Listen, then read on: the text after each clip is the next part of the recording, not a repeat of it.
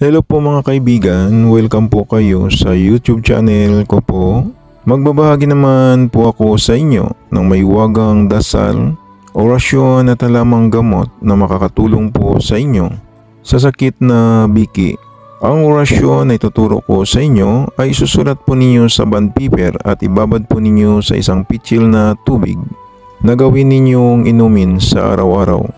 Magsindi kayo ng isang kandilang puti sa inyong altar at magdasal kayo ng isang Ama namin, isang sumasampalataya sa Ama, isang Aba Ginoong Maria at isang luwalhati sa Ama.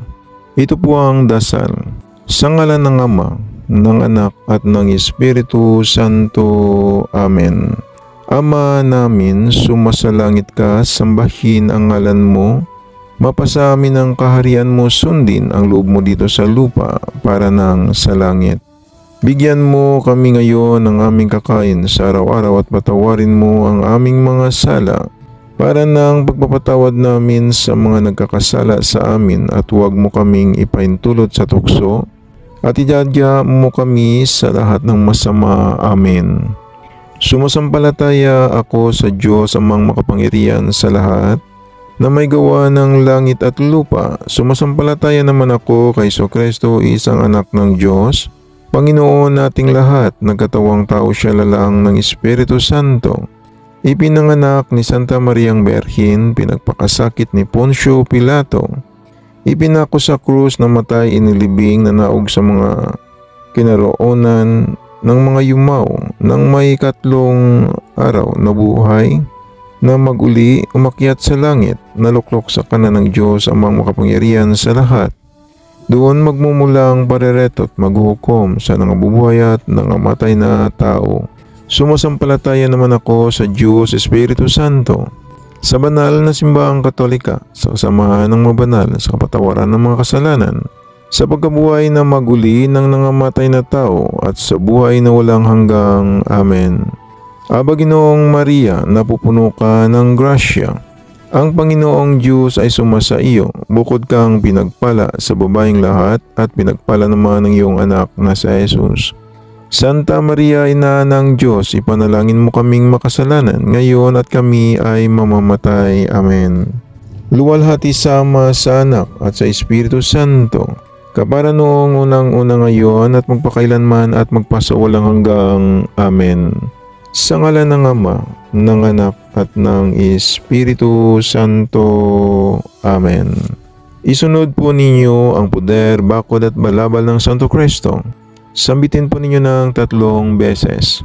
Credo Essum, Crestum Padition, Pallium Tum Mitam, Tamay Espiritu Santo, Jesus Cristo, Crucim Crusam Christam Dominam Nostrum, Uha Espirita Santa, Mata Mita Mikam, Ama na Espiritu, Abisan Abisin Abituin Abelum, Reina Tetum, Jus Exemeneraw, Pilam Guam, Credo Essum, Crestum Padition, Pallium Tum Mitam, Tamay Espiritu Santo, Jesus Cristo, Crucim Crusam Christam Dominam Nostrum, Uha Espirita Santa, Mata Mita Mikam, Ama Ana Espiritu, Abisan Abisin Abituin Abelum, Reina Tetum, Jus Exemeneraw, Pilam Guam, Credo Essum, Crestum Padition, Pallium Tum Mitam, Tamay Espiritu Santo, Jesus Cristo, Crucim Crusam Christam Dominam Nostrum, Uha Espirita Santa, Mata Mita Mikam, Ama Ana Espiritu, Abisan Abisin Abituin Abelum, Reina Tetum, Jus Exemeneraw, Pilam Guam. Sabay ihip ng pakrus sa inyong dibdib at isunod po ninyo ang pagbukas ng kapangyarihang makapagbigay ng kapangyarihan sa orasyon na isusulat po ninyo sa bond paper. Sambitin po ninyo ng 3 beses ito. Jesus adjuba, miot deseri scripturi. Jesus adjuba, miot deseri scripturi. Jesus adjuba, miot deseri scripturi. Sabay sulat ng orasyon sa bandpiper. Ito po ang orasyon. Ama na makapangyarihan sa lahat, Jesus Cristo, Jesus, Jesus, Jesus Militi, San Pablo Mera Culebra, Bernobis, Christi Sancti, Benedicti Pater mi Egusum, sa pangalan ng Panginoong Hesus, gagaling po ako. Amen. Pagkatapos na nasulat na po ninyo ang orasyon sa bandpiper, ibabad po ninyo sa isang pitsil na tubig at sambitin po ninyo ito ng 3 beses. Omas Demas Deum Sanctorum Egusum, Omas Demas Deum Sanctorum Egusum, Omas Demas Deum Sanctorum Egusum. Sabay ihip ng pakrus sa isang pitsil na tubig na binabaran po ninyo ng orasyon. Hintayin po ninyo na lumiit na ang kandila at patayin ninyo ang apoy ng kandila.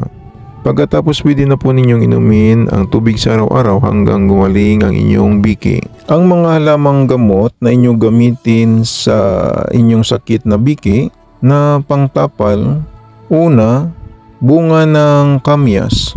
Tadtarin at durugin, itapal sa namamagang bahagi sa loob ng 30 minuto, 3 beses sa isang araw. Pangalawa, dahon ng kantutay. Dikdikin ang mga dahon, itapal sa namamagang bahagi sa loob ng 30 minuto, 3 beses sa isang araw. Pangatlo, dahon ng makahiya. Magdurog ng dahon, itapal sa namamagang bahagi sa loob ng 30 minuto, 3 beses sa isang araw. Pangapat, dahon ng lagundi. Maglaga ng 1/2 tasa ng dinurog na sariwang dahon sa 2 basong tubig sa loob ng 15 minuto.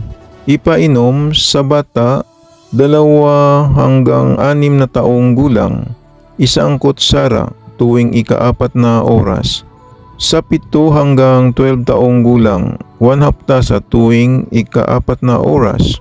Sa matatanda, 1 tasa tuwing ika-4 na oras. Yan po ang halamang gamot para sa sakit na biki. Sana makakatulong po sa inyo ang binabahagi ko. At mag-subscribe naman po kayo sa YouTube channel ko. Paalala lang po, ang mga maiwagang dasal at orasyon na binabahagi ko sa inyo ay iingatan lang po ninyo. Gagamitin po ninyo sa kabutihan. Gumagana na, hindi na kailangan ng 49 days na dasal. Ang kailangan lang magdasal sa Panginoong Hesus sa gabi bago matulog at pagkagising sa umaga magdasal din kayo. Mananalig lang sa Panginoong Hesus para lalong lalakas ang mga maiwagang pagsambit ninyo sa maiwagang orasyon na gagamitin po ninyo. Yan lang po. Maraming salamat at God bless po sa inyong lahat.